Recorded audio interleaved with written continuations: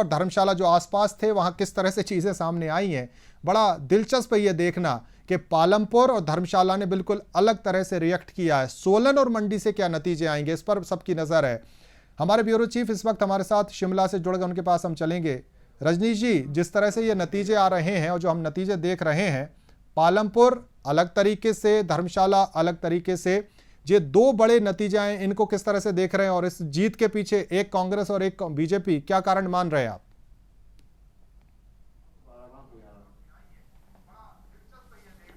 देखिए, ये एक तरह से ये सत्ता का सेमीफाइनल कहा जाएगा, क्योंकि विधानसभा चुनाव अब लगभग मतलब दूर नहीं है, नज़दीक ही हैं।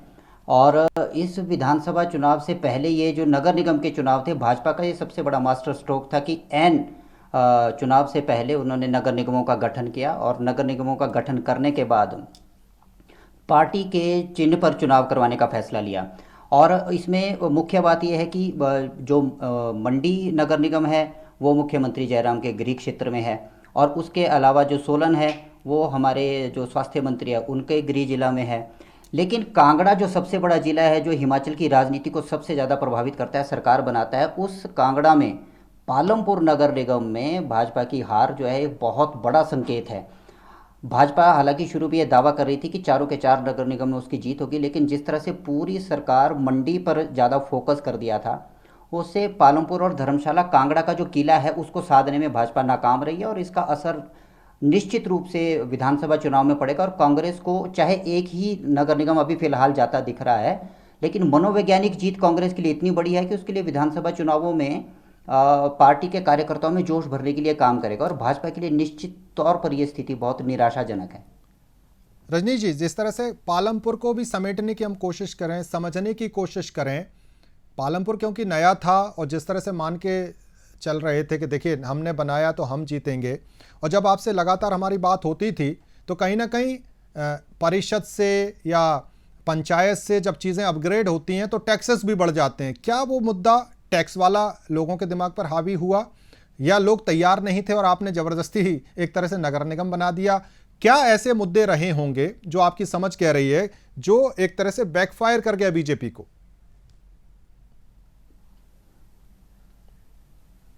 देखिए, इस हिमाचल में जो चुनाव होते हैं उसके बहुत सारे आयाम होते हैं, इसमें कोई एक खास आयाम नहीं होता है।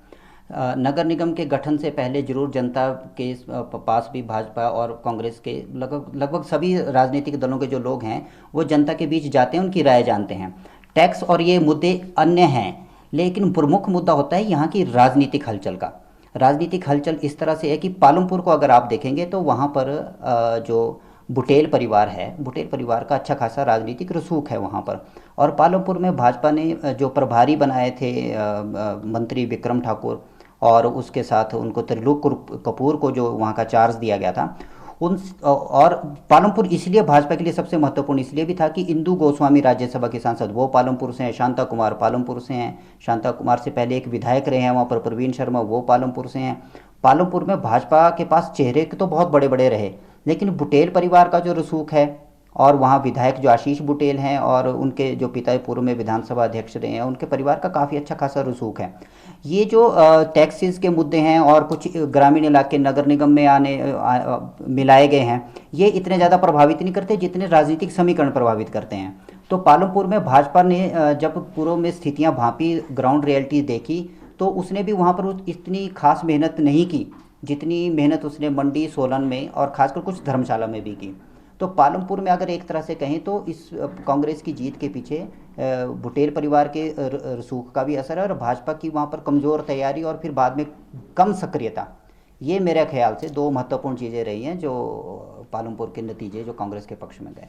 और धर्मशाला जो बिल्कुल सटा हुआ है, नज़दीक में है, धर्मशाला को किस तरह से आप देख रहे हैं? हालांकि शुरुआत जब हुई तो लगा कि पालमपुर की तरह धर्मशाला भी बह जाएगा। क्या अनुराग ठाकुर का अंतिम दिन में वहां पर प्रचार करना, बीजेपी को लग रहा था असम को छोड़कर जब वो धर्मशाला पहुंचे कहीं ना कहीं खतरे की घंटी थी, चिंता बीजेपी की थी, अनुराग ठाकुर को वहां आना पड़ा प्रचार करने, क्या उसका भी एक असर आप देखते हैं? बीजेपी को लग रहा था क्योंकि एंड मौके पे जिस तरह से चीजें बदली, हालांकि अब तो कंफर्टेबल तरीके से जीतते नजर आ रहे हैं, 9 सीटें जीती हैं, क्या आपको लग रहा है कि धर्मशाला ने जिस तरह से रिएक्ट किया, क्या प्रभारियों की वजह से या धर्मशाला की इस बीजेपी की जीत में सियासी समीकरण, सियासी मायने क्या देख रहे हैं आप? देखिए, धर्मशाला का जो मामला है, धर्मशाला पहले से नगर निगम है और धर्मशाला में पहले कांग्रेस रही है। और इस बार धर्मशाला में जिस तरह का राजनीतिक परिवर्तन हुआ है, आप देखिए कि एक युवा विधायक हैं, भाजपा का युवा चेहरा है विशाल नेहरिया। तो उनकी टीम की मेहनत भी है और कुछ भाजपा ने शुरुआत में, जैसे मुख्यमंत्री भी गए थे, अन्य कैबिनेट मंत्री भी गए थे धर्मशाला में, और अनुराग ठाकुर ने भी वहाँ पर प्रचार किया था। धर्मशाला में जो कुछ ग्राउंड रियलिटीज़ थी वो कांग्रेस के पक्ष में नहीं थी, क्योंकि सुधीर शर्मा, जीएस बाली को जो चार्ज दिया गया था वो मंडी का दिया गया था, मंडी नगर निगम का। तो कांग्रेस उस कदर सक्रिय वहाँ पर नहीं हो पाई धर्मशाला में जैसी कि उसको ज़रूरत थी। हालांकि उसके बावजूद कांग्रेस ने वहाँ पर जो सीटें ली हैं धर्मशाला में भी, ये भी भाजपा के लिए झटका है। सत्ता में रहते हुए 15 में से 9 सीटों पर ही जीत हासिल करना ये कोई बहुत बड़ी बात नहीं है। 17 में से 9 सीटों पर फिलहाल। तो एक तरह से ये भी कांग्रेस ने वहाँ पर भी अपनी बढ़त जो है बना कर रखी है। तो कांगड़ा जिला को अगर ओवरऑल तरीके से हम देखें, पूरे कांगड़ा जिला की राजनीति को देखें, तो भाजपा के लिए जरूर कांगड़ा में झटका है। तो कांगड़ा जिला आप जिक्र कर रहे हैं कि किस तरह से झटका वहां पर देखने को मिला है, और धर्मशाला में हम जो एक रोचक चीज़ देख रहे थे कि बीजेपी जीतती ज़रूर नज़र आ रही है 9 सीटों के साथ, लेकिन कांग्रेस 5 और अन्य भी 3 है वहां पर। अन्य का खाता खुलना, यानी कि जो एक तरह से सिटिंग एमसी कांग्रेस के पास थी, वो एक खामियाजा भुगतना पड़ा होगा, एंटी इनकम्बेंसी कह सकते हैं उसको हम। क्या लगता है, एंटी इनकम्बेंसी धर्मशाला में काम कर गई बीजेपी के फायदे के लिए, और पालमपुर में चीज़ें दूसरे तरह से रिएक्ट हुई? कांगड़ा का आप लगातार जिक्र कर रहे हैं, कांगड़ा को क्या प्रभारियों के तौर तरीकों पे भी तौलने की कोशिश करेंगे? किसका प्रभारी हावी रहा दोनों जगह, बीजेपी और कांग्रेस के हिसाब से? फिर हम आगे बात करेंगे मंडी की और सोलन की, तब तक कुछ और नतीजे भी वहां पे पक जाएंगे। रजनी जी। जी देखिए, हिमाचल में जो राजनीतिक ट्रेंड है, देखिए छोटा पहाड़ी राज्य है, छोटी छोटी सीटें हैं, और जो नगर निगम के वार्ड भी हैं इसमें टोटल 33 हज़ार इतने ही मतदाता हैं। और वार्ड भी हैं, धर्मशाला में 17 हैं और सोलन में 17, बाकी 15 हैं। तो अगर हम धर्मशाला और पालमपुर में से धर्मशाला की तरफ देखते हैं, तो धर्मशाला में पहले कांग्रेस थी, तो ज़रूर एंटी इनकम्बेंसी भी एक होता है कि जो सीटिंग होते हैं उनके खिलाफ नाराज़गी थोड़ी बहुत जनता की रहती है। फिर क्या होता है कि टिकट बांटते समय जो कुछ नाराज़गी रह जाती है, और जो निर्दलीय लोग उतरते हैं मैदान में, वो लोग होते हैं जो अपनी जीत के प्रति आश्वस्त होते हैं। तो धर्मशाला में भी ये हमें देखने को मिला है, क्योंकि निर्दलीय प्रत्याशी तभी चुनावी मैदान में ताल ठोंकता है जब उसको ये पता है कि मेरे को पार्टी के समर्थक की इतनी ज़्यादा ज़रूरत नहीं है, क्योंकि स्थानीय समीकरण भी बहुत बड़ा रोल अदा करते हैं इसमें। तो कुछ एक फैक्टर्स ऐसे भी होते हैं जो स्थानीय समीकरणों को लेकर चलते हैं। व्यक्तिगत निष्ठा होती है इंसान की, उसका अपना मैन टू मैन कांटेक्ट होता है, उसकी अपनी एक छवि होती है, उसकी काम करवाने की क्षमता होती है। फिर सत्ताधारी दल में एक लेथार्जिकपन इसलिए भी आ जाता है कि सत्ताधारी दल के जो लोग होते हैं वो सत्ता की उस धौंस के जरिए भी कुछ काम करवाना, और वो काम करवाने की उसमें प्रयास में रहते हैं कि हम सत्ता में हैं तो हम तुम्हें ये लाभ दे देंगे या ऐसा कुछ हो जाएगा। उसको भी कई बार लोग जो है नेगेटिव ले लेते हैं। तो धर्मशाला में निर्दलीय लोगों का जीतना ये भी एक संकेत है कि निकट भविष्य में जब भी टिकट आवंटन होता है तो बहुत सारे पहलुओं को ध्यान में रखना होगा। और कांगड़ा जिला, खासकर कांगड़ा की सबसे बड़ी बात यह है कि कांगड़ा जिला जो है वो पूरे प्रदेश की राजनीति को प्रभावित करता है। तो इन चुनावों को 2 स्तर पर हम देखेंगे, एक स्थानीय स्तर पर जो वार्ड के स्तर है, और एक प्रदेश के स्तर पे। तो इसमें दोनों स्तरों पर जब जैसे भी हम इन चुनावों को देखें तो दोनों स्तरों पर इसमें सत्ताधारी दल भाजपा को बहुत बड़ा झटका है। और मंडी, जिसको लेकर सबकी बड़ी नज़र थी, सीएम का अपना गढ़ था, सीएम ने बहुत टाइम यहाँ पर लगाया क्योंकि उनको कहीं ना कहीं इंडिकेशन कुछ मिल रहे होंगे, लेकिन मंडी अभी तक जो है वो एक तरह से बीजेपी के खाते में जाता नज़र आ रहा है। 6 एक तरह से 9 में से जीत चुके हैं और अब 2 ही चाहिए अपना, अगर यहाँ पर मेयर बनाना है। मंडी की जो जंग थी, उस सदर विधायक ने जो एक तरह से सिरदर्द दिया था, उसके बाद मंडी जिस तरह से बीजेपी की तरफ हम लग रहा है कि बीजेपी का यहाँ पर मेयर बन जाएगा, जो अभी तक की तस्वीर उभर के आ रही है, मंडी को लेकर आप क्या कहेंगे? क्योंकि सीएम का अपना गढ़ यहाँ, सिराज यहाँ, मंडी सदर अनिल शर्मा, सुखराम शर्मा, ये सब तमाम जो एंगल्स हैं, उसके बाद भी मंडी में पूरी ताकत लगाकर बीजेपी ने 7 सीटें यहाँ जीत ली हैं। क्या, कैसे देखेंगे आप इसको? देखिए, मंडी सबसे रोचक है। सभी पूरे प्रदेश की नज़रें मंडी पर थी। कारण यह है कि मुख्यमंत्री मंडी से है, अधिकांश मंत्री मंडी से हैं, और सिर्फ एक विधायक जो है वो भाजपा के पास नहीं है। बाकी 10 में से 9 सीटें भाजपा के पास है। और सबसे बड़ी बात यह है कि पूरी की पूरी सरकार, मुख्यमंत्री समेत, पूरा फोकस मंडी पर था सब। और उससे भी बढ़कर बात यह है कि मंडी का प्रभार महेंद्र सिंह ठाकुर के पास था। और महेंद्र सिंह के बारे में ये तथ्य बड़ा रोचक है। सभी जानते हैं कि जिस भी चुनाव का जिम्मा उन्हें दिया गया वो कभी चुनाव हारे नहीं हैं। लेकिन उस इतना सब होने के बावजूद मंडी में 3 सीटें अभी तक कांग्रेस की, 3 वार्ड जो हैं वो कांग्रेस के पक्ष में आ गए हैं। 3 वार्ड, ये कोई कम बात नहीं है। 3 वार्ड भी कांग्रेस के पक्ष में आना, ये बहुत बड़ा झटका भाजपा के लिए कह सकते हैं। इसलिए क्योंकि मंडी में तो कम से कम पूरी सरकार होने के नाते क्लीन स्वीप करना चाहिए था। तो इसमें जाहिर है, सबसे बड़ी बात जो हम शुरुआत से ये कहते आ रहे हैं, हमने अपनी खबरों में भी लिखा कि मंडी में जो सुखराम का और उनके परिवार का जो राजनीतिक प्रभाव है, उस प्रभाव से इनकार नहीं किया जा सकता। अंतिम समय में अनिल शर्मा भी उन्होंने पूरा मुख्यमंत्री पर सीधा हमला उन्होंने बोला, सरकार पर हमला बोला, अपनी नाराज़गी जताई। और एक तरह से आज जो एक तस्वीर आई थी, जिसको आज पिक्चर ऑफ द डे कह सकते हैं, कि सुखराम शर्मा, अनिल शर्मा और उनके बेटे आश्रय शर्मा तीनों मतदान केंद्र से बाहर आकर उन्होंने एक साथ फ़ोटो खिंचवाई है। तो ये भी एक संकेत है सरकार के लिए कि मंडी वालों, मंडी में कांग्रेस ने, सुखराम के परिवार ने भी अपनी पूरी ताकत लगाई है। तो मंडी में क्लीन स्वीप भाजपा को होना चाहिए था। सत्ता उसके पास है, मुख्यमंत्री मंडी से है, अधिकांश मंत्री मंडी से है, और मंडी में पूरी ताकत भी झोंकी थी। उसके बावजूद 3 सीटें फिलहाल जो अभी कांग्रेस को आ रही है, ये भी भाजपा के लिए एक संकेत ठीक नहीं है। आप कह रहे हैं कि देखिए, भाजपा के लिए क्लीन स्वीप होना चाहिए था। खासतौर से पालमपुर में जिस तरह से कांग्रेस के लिए गया, शायद वैसा मंडी से एक्सपेक्ट सीएम भी कर रहे होंगे। लेकिन जिस तरह से कोई ताकत लगाता है, आप भी सियासत को बहुत करीब से देखते हो, हम भी सालों से चीज़ों को देख रहे हैं, अंदाज़ा लग जाता है कि चीज़ें बहुत ईजी नहीं हैं। और जो 3 वार्ड अभी जाते दिखे, और हो सकता है 1-2 और इसमें संख्या इजाफा हो जाए। हालांकि ये तय है कि बीजेपी का यहाँ पर मेयर बनेगा, क्योंकि 7 बीजेपी के खाते में चले गए।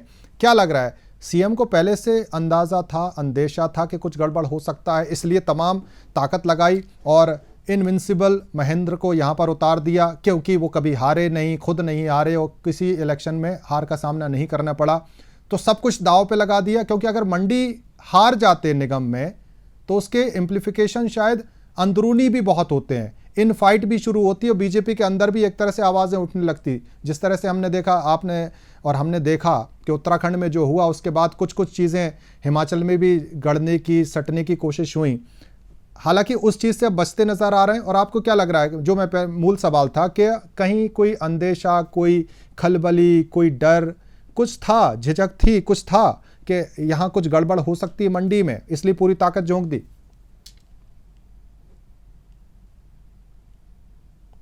देखिए, इसके लिए हमें थोड़ा सा नगर निगम के गठन की पृष्ठभूमि में जाना पड़ेगा। हम एक कुछ बिल्कुल अलग पहलू हम अपने पाठकों के और दर्शकों के समक्ष लाना चाहेंगे कि चुनाव जब विधानसभा के नज़दीक हों, ऐसे समय में नगर निगम का गठन करना ये एक बहुत बड़ा जुआ होता है, बहुत बड़ा दाव होता है। क्योंकि सत्ता के जो सरकार का जब अंतिम ये कार्यकाल के अंतिम समय आता है, तो उस वक्त एंटी इनकम्पेंसी बिल्ट होना शुरू हो जाती है। तो अगले साल विधानसभा चुनाव है, उससे पहले नगर निगम का गठन करना एक बहुत बड़ा दाव तो भाजपा ने खेला। क्योंकि बहुत सारे फैक्टर्स ऐसे भी होते हैं कि नगर, छोटा प्रदेश है, इस छोटे प्रदेश में इतने नगर निगम बनाने की ज़रूरत क्या थी? वो ज़रूरत इसलिए थी कि केंद्र से कुछ योजनाओं में पैसा मिलता है, तो विकास, आर्थिक मोर्चे पर हिमाचल कमज़ोर है, तो विकास के लिए पैसा मिल जाएगा, ये ज़रूरत थी। फिर जिस तरह से जब संशोधन विधेयक विधानसभा में लाया गया और उसमें मेयर और डिप्टी मेयर के पदों के ऊपर जिस तरह से आरक्षण वाला आरक्षण रोस्टर का प्रावधान है, तो उससे कांग्रेस में नाराज़गी थी। और दूसरा ये है कि कांग्रेस के पास खोने के लिए कुछ नहीं था। कांग्रेस के पास जब खोने के लिए कुछ नहीं था, तो उसने पूरी ताकत इन निगम चुनावों में झोंक दी। भाजपा को ये अंदेशा तो था कि कांगड़ा जिला जो है वो थोड़ा सा टफ है, क्योंकि कांगड़ा राजनीतिक रूप से बिल्कुल अलग तरीके से चलता है। और कांगड़ा में भाजपा ने इसी वजह से बहुत ज़्यादा ध्यान और जोर भी नहीं दिया। भाजपा का सबसे ज़्यादा जोर था मंडी के ऊपर, और मंडी की इसीलिए जिम्मेदारी जो है महेंद्र ठाकुर को दी गई। और ऐसे में तय तो ये माना जा रहा था कि भाजपा वहाँ पर क्लीन स्वीप कर जाएगी। लेकिन इन सारे फैक्टर्स का असर पड़ा।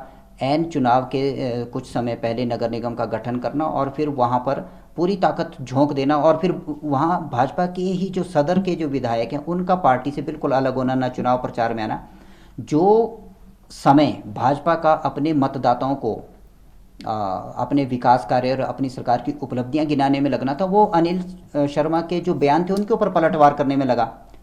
और जब अनिल शर्मा पूरी तरह से एक किनारे हो गए, उनका परिवार एक किनारे हो गया पूरी तरह से, और मंडी सदर में उनके परिवार का प्रभाव है, तो भाजपा को ये अंदेशा तो था कि यहाँ पर परिस्थितियाँ मुश्किल होंगी, इसलिए खुद सीएम भी वहाँ पर डेरा डाले रहे, मंत्री भी वहाँ पर डेरा डाले रहे, और शिवरात्रि के आयोजन को भी इसीलिए हाँ की गई कि मंडी में वहाँ पर लोगों की आस्था है। ये सारे फैक्टर्स थे।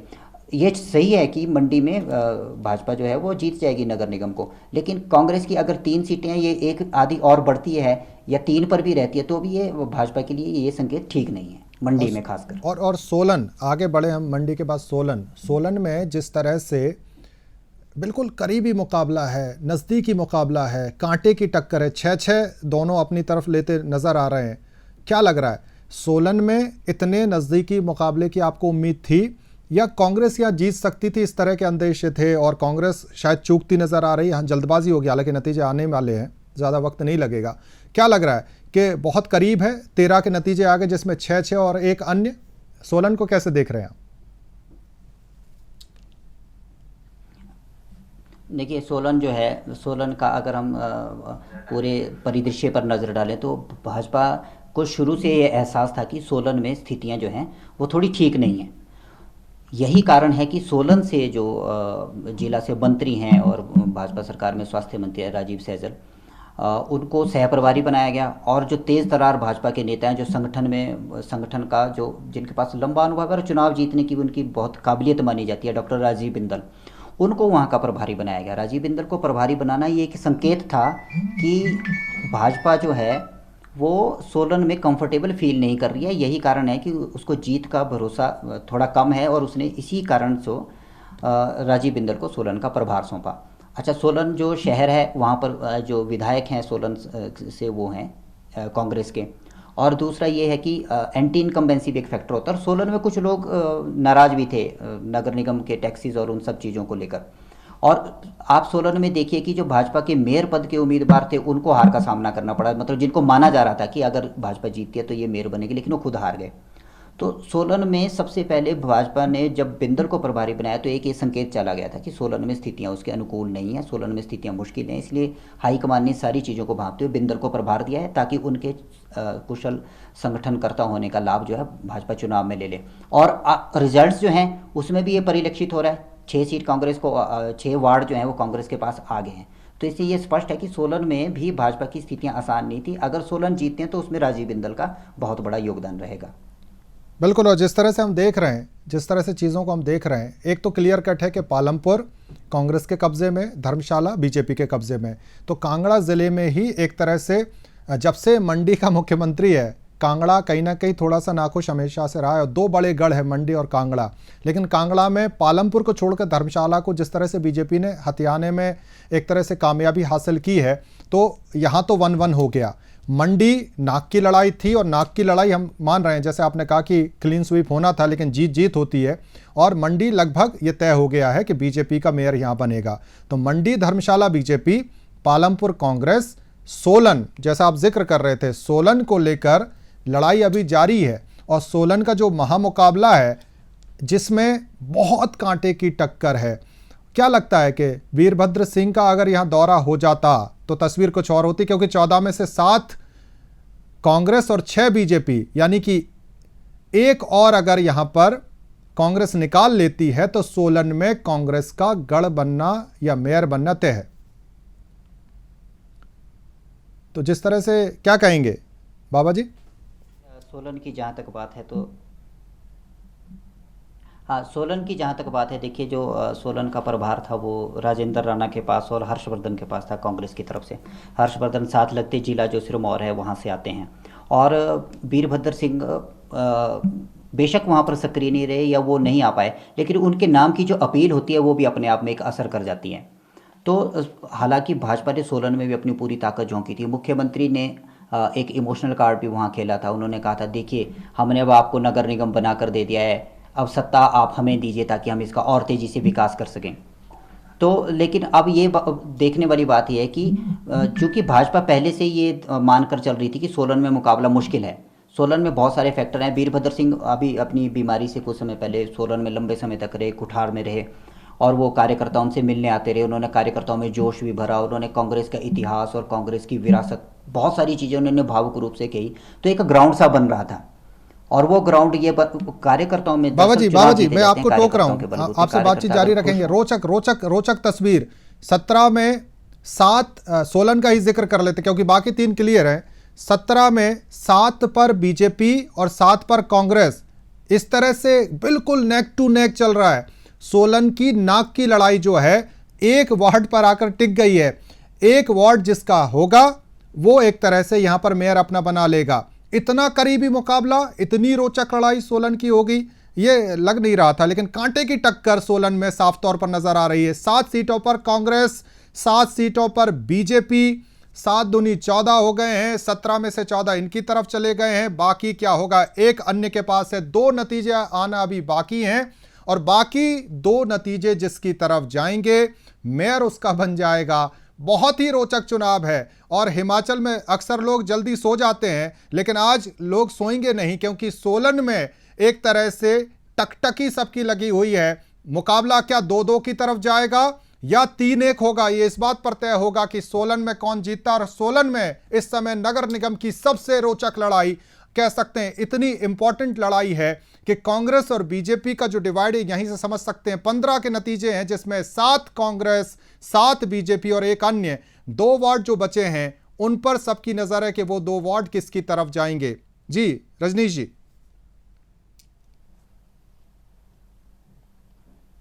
देखिए, सोलन तो शुरू से लग रहा था कि भाजपा ने अपना, जिस तरह से राजीव बिंदल को वहाँ पर प्रभारी बनाया था, तो लग रहा था कि सोलन में भाजपा सहज नहीं है। और हालांकि ये था जरूर कि मुख्यमंत्री जयराम ठाकुर ने भी सोलन में जनसभाओं में और उसमें इमोशनल कार्ड खेलने में कोई कमी नहीं छोड़ी थी। और राजीव सहजल और राजीव बिंदल दिन रात मेहनत कर रहे थे। वो इसी वजह से था कि उनको अंदेशा था कि कांग्रेस यहाँ पर उनको कड़ा मुकाबला देने वाली है। अब रह गए हैं 2 नतीजे, अगर उसमें से एक निर्दलीय भी आ जाता है तो फिर अब सारी लड़ाई जो है वो निर्दलीय को अपनी तरफ खींचने की होगी। अब 2 नतीजे जो रह गए हैं, बाकी अगर 1-1 आता है तो भी निर्दलीय की जो वैल्यू है वो बढ़ जाएगी कि निर्दलीय किसको समर्थन देगा।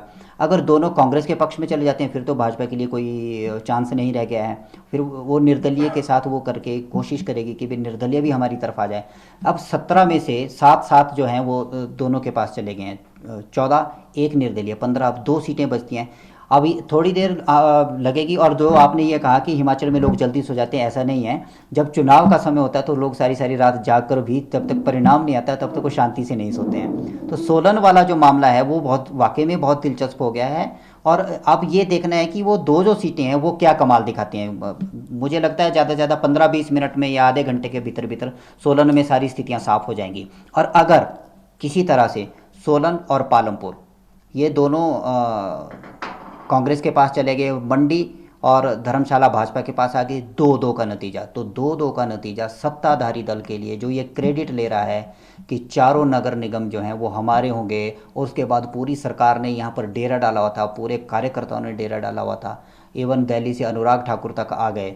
उसके बावजूद अगर 2 कांग्रेस के पास, ये उस समय है जब कांग्रेस के जो कार्यकर्ता हैं वो उतने सक्रिय भी नहीं हैं, उनमें उतना जोश भी नहीं है, और कुछ वो अनमने मन से भी लगे हुए थे। लेकिन परिस्थितियां कुछ इस तरह से बनती है कि कांग्रेस को जब ये लगा कि हमारे पास खोने के लिए कुछ नहीं है, क्योंकि क्यों ना हम पूरी ताकत झोंक दें, तो अंतिम समय में कांग्रेस ने जो पूरी ताकत झोंकी है, और तो उसका ये नतीजा जो है उनको उसका सार्थक परिणाम कांग्रेस के लिए मिल भी रहा है। और इन नतीजों से सबसे बड़ी बात, चाहे कांग्रेस को एक ही नगर निगम मिले या 2 मिले, मनोवैज्ञानिक लाभ कांग्रेस को आगामी विधानसभा चुनाव के लिए जरूर मिल गया है। और भाजपा के लिए ये बहुत बड़ा धक्का, खासकर मुख्यमंत्री के लिए, क्योंकि सरकार उनकी है। बड़ा रोचक सोलन से बड़ी खबर आ रही है। सोलन से बड़ी खबर यह 17 में 16 के नतीजे हमारे पास हैं। कांग्रेस 8 पर, बीजेपी 7 पर, अन्य 1 पर। 1 सीट यह तय करेगी कि सोलन का सरताज कौन होगा, सल्तनत किसके पास सोलन की जाएगी, और 2-2 का मुकाबला होगा या बात बनते बनते बिगड़ जाएगी। देखना बड़ा दिलचस्प है। 17 में 8 कांग्रेस पार्टी के पास। और बड़ी खबर सोलन पर कांग्रेस ने कब्जा कर लिया है। सोलन पर कांग्रेस का बड़ा कब्जा, और 2-2 2 नगर निगम बीजेपी और 2 नगर निगम कांग्रेस। बहुत क्लियर कट सोलन में बीजेपी को बहुत करारी हार का सामना करना पड़ा, पालमपुर में शर्मनाक हार, लेकिन कह सकते हैं धर्मशाला और मंडी ने नाक बचाई है।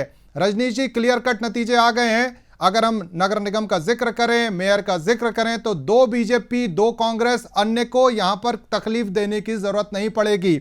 अब कैसे देखेंगे? बहुत क्लियर कट था और बहुत उम्मीदें थी कि हिमाचल तो बहुत सेफ है, बहुत दिक्कत नहीं होगी, लेकिन चुनाव से पहले, विधानसभा चुनाव के पहले शहर की सरकार चुनने के दौरान अगर कांग्रेस इस तरह से कमबैक कर सकती है तो उसके मंसूबों को बल मिलेगा।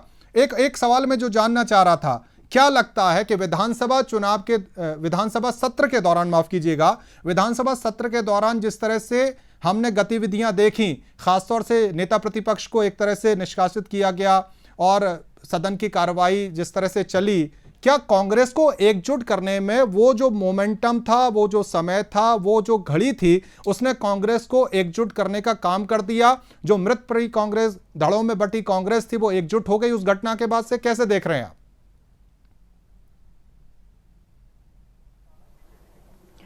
देखिए, अब ये लगभग तय है कि भाजपा को करारी शिकस्त एक तरह से वाकई में ही है ये भाजपा के लिए। और कांग्रेस के लिए ये है कि जिस तरह से सोलन में कांग्रेस को राजेंद्र राणा और हर्षवर्धन, और उधर पालमपुर में उनको कौल सिंह ठाकुर और रामलाल जो हैं वो प्रभारी थे, और निश्चित तौर पे वो सभी लोग जो हैं अनुभवी नेता हैं, और कार्यकर्ताओं के मन में जो भी शिकायतें या मनमुटाव रहे होंगे उनको दूर करने में उन्होंने सफलता हासिल की है वहाँ पर, दोनों जगहों पर। और दूसरा एक बात ये है कि ये बात सही है कि कांग्रेस के ने विधानसभा सत्र के दौरान राज्यपाल के साथ जो भी विवाद हुआ, उसके बाद पूरी की पूरी कांग्रेस एकजुट होकर अपने 5 सदस्यों के साथ और नेता प्रतिपक्ष के उनके साथ खड़ी हो गई थी। तो एक उसका दूसरा सबसे बड़ा जो मेरा आकलन है, जो मैं मान रहा हूँ, वो ये है कि जो एंटी इनकम्बेंसी है वो इस समय बिल्ट होना शुरू हो जाती है। और दूसरा, एक राजनीतिक विश्लेषक भी इस चीज़ को मानते हैं कि एन उस समय में जब आपका कार्यकाल अंतिम छोर पर हो विधानसभा में, तो ऐसे समय में एक दुस्साहसिक फैसला लेना, एक बहुत बड़ा जुआ खेलना नगर निगम के गठन का, उसमें बहुत सारी शिकायतें ऐसी रह जाती हैं स्थानीय लोगों की जो अनसुनी करता है सत्ता दल, और उसका खामियाजा उसको भुगतना पड़ता है। और भाजपा को सबसे ज़्यादा, देखिए, बात ये थी कि उसको सबसे पहले उसकी साख बचाने का उसका ये था कि सबसे पहले मंडी को सिक्योर करना चाहते थे वो, क्योंकि मुख्यमंत्री का गृह क्षेत्र था। मंडी को सिक्योर करना उनकी सबसे पहली प्राथमिकता थी, और सारी ताकत भी वहाँ पर झोंक दी। और सोलन में वो इस भरोसे थे कि बिंदल जो हैं वो वहाँ पर अपने सांगठनिक कौशल से चीज़ों को संभाल लेंगे। हालांकि वो काफ़ी हद तक उनके अनुकूल भी रहा है, जो सोलन वाला है, क्योंकि कांटे की टक्कर दी है एक तरह से। तो इस तरह से इसका मनोवैज्ञानिक लाभ कांग्रेस को बहुत बहुत ज़्यादा मनोवैज्ञानिक लाभ इसका आगामी चुनाव में मिलने वाला है। जीत जीत ही होती है और हार हार होती है। अब सत्ता पक्ष चाहे किसी भी तरह का बहाना गिनाए या कुछ भी कहे, उसको ये सोचने पर मजबूर जरूर होना पड़ेगा कि ऐसा क्या हुआ आखिरकार कि मंडी में तो हम अपने नाक और साख बचा पाए, लेकिन पालमपुर हम पालमपुर में साख पूरी तरह से दांव पर लगी थी, और वो पूरा उनका वहाँ पर किला चूर चूर हो गया। और सोलन में जो है उन्होंने उम्मीद की थी, सोलन में भी उनको निराशा हाथ लगी है। और दूसरा बात ये रही कि धर्मशाला में और मंडी में, ये धर्मशाला में भी जो मंडी में भी जो उनके पास कांग्रेस के पास जो सीटें आई हैं, वो भी कांग्रेस की मनोवैज्ञानिक जीत है, क्योंकि पूरी सरकार के होने के बावजूद अगर वो 3 या 4 सीटें मंडी में भी लेते हैं तो ये भाजपा सरकार के लिए बहुत बड़ा चिंतन का उनको अवसर है कि आप ये देखिए कि सेमीफाइनल आप लगभग हार चुके हैं, सिर्फ मंडी आपके खाते में कंफर्टेबली आया है। तो आप ये चुनाव जो हैं वो एक तरह से सत्ता का जो सेमीफाइनल है उसमें आपकी पराजय हुई है। आप भाजपा जो है वो अपनी जीत तब मानती अगर 4 के 4 नगर निगम या फिर 3-1 होता, तो वो कह सकती थी कि हाँ, हमारी सरकार की नीतियों पर, हमारी सरकार की मंशा पर, हमारी सरकार के कामों पर जनता ने मोहर लगाई है। लेकिन अब भाजपा ये नहीं कह सकती है, ये दावा नहीं कर सकती कि उसके काम से जनता खुश है, उसके काम पर जनता ने मोहर लगाई है, क्योंकि नगर निगम के जो चुनाव है उसमें भाजपा को आईना दिखा दिया है।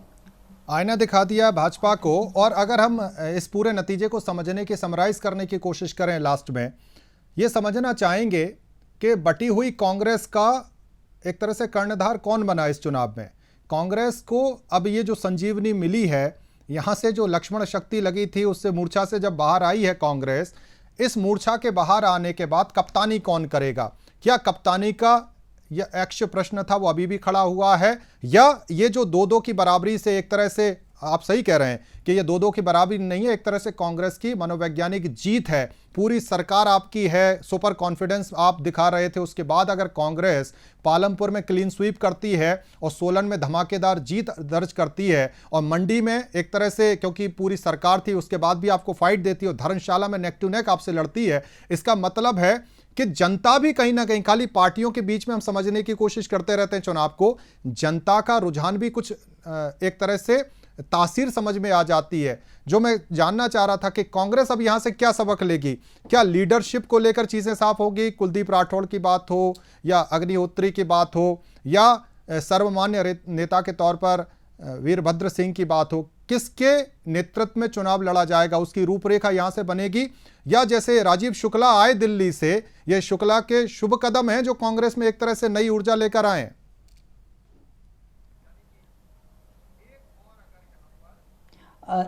ये भी अभी इस सवाल के भी बहुत सारे आयाम हैं और इसके जवाब के भी बहुत सारे आयाम हैं। देखिए, कांग्रेस के पास जो सबसे बड़ी बात वो थी कि कांग्रेस ये समझ चुकी थी कि उसके पास खोने के लिए कुछ नहीं है, तो उसको पूरी ताकत अपने आप झोंकनी चाहिए। दूसरा, कांग्रेस के पास एक बहुत बड़ा फैक्टर जो है, वो बहुत बड़ा कार्ड जो है, वो वीरभद्र सिंह के तौर पर है। वीरभद्र सिंह अभी भी प्रदेश की सियासत में एक ऐसा नाम है जिनके इर्द गिर्द सब कुछ घूमता है। अगर वो एक भावनात्मक बयान दे देते हैं तो लोग भावुक होकर उसी तरफ चल पड़ते हैं। और वीरभद्र सिंह, अब आप देखिए कि कुलदीप राठौर हैं तो वो बेशक आनंद शर्मा के करीबी माने जाते हैं या राजीव शुक्ला के भी वो करीबी हैं, उसके बावजूद भी वो किसी भी तौर पर वीरभद्र सिंह को खुश करने का कोई मौका नहीं छोड़ते। वो उनके पास कुठाड़ भी पहुंचे जब वो स्वास्थ्य लाभ कर रहे थे, वो उनके पास हॉली लॉज जाकर भी हाजिरी लगाते रहते हैं, क्योंकि उन्हें पता है प्रदेश अध्यक्ष के तौर पर उनकी जो पारी है, अगर उन्होंने प्रदेश की राजनीति में स्थापित होना है तो उनको वीरभद्र का साथ लेकर चलना ही पड़ेगा।